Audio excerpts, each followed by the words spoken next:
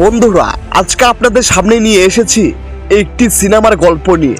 সিনেমাটির নাম মহারাজা। গল্পের শুরু অতি সামান্য একটা জিনিস নিয়ে। একটা ডাস্টবিন চুরি গেছে বাড়ি থেকে।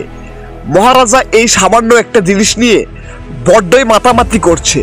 থানাতেও লোকজন বেশি পাত্তা দিচ্ছে না, দেবে বা কেন? এর চেয়ে অনেক বড় বড় কেস জুড়ে আছে থানাতে। মহারাজা নিজেই বলেছে সে ওটা 300-400 টাকায় কিনেছে, অথচ সেটা ফেরত পাওয়ার জন্য সে 6-7 লক্ষ টাকা দিতে রাজি আছে। কারণ এই জিনিসটা মাথায় ঢুকে না কি আছে এমন ওই জিনিসটাতে। এখান থেকে শুরু হয় আমাদের স্বাভাবিক ভাবনার বাইরে গিয়ে এই কাহিনী স্লক সুইপ খেলা, যা সিনেমার শেষ দৃশ্য অবধি চলতে থাকে। ভায়োলেন্স বা অ্যাকশনের কথা বলছি না, এর কাহিনী আমাদের স্বাভাবিক মানসিকতা ও অনুভূতি নিয়ে খেলতে থাকবে। আমাদের স্বাভাবিক ইমোশনকে উল্টে পাল্টে ছুঁড়ে ফেলার জন্য সিনেমার শেষ দৃশ্যটুকুই যথেষ্ট।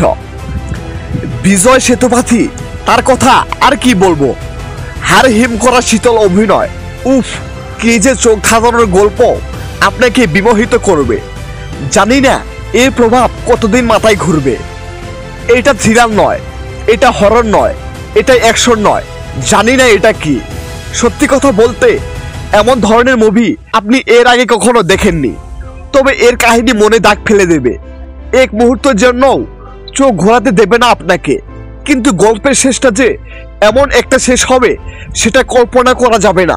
যেন প্রথম থেকেই মহারাজা তার ধৈর্যের পরীক্ষা দিয়েছে, যেন ভেতরে তার একটা বিশাল ঝড়, কিন্তু সে শুধু অপেক্ষা করে আছে সেই মুহূর্তটা। আর সেই শেষ মুহূর্ত দর্শকদের অবাক করতে আর ভাবতে বাধ্য করবে। শক্ত মনের অধিকারী হলে বা নিজের অনুভূতিকে নিয়ন্ত্রণ করতে পারলে তাহলে সিনেমাটা দেখতে পারেন। সংবিধিবদ্ধ সতর্কীকরণ, দুর্বল হৃদয়ের মানুষেরা এই মুভি থেকে দূরে থাকবেন। আর মুভিটার লিঙ্ক পেতে অবশ্যই কমেন্ট করে জানাবেন। ধন্যবাদ সবাইকে।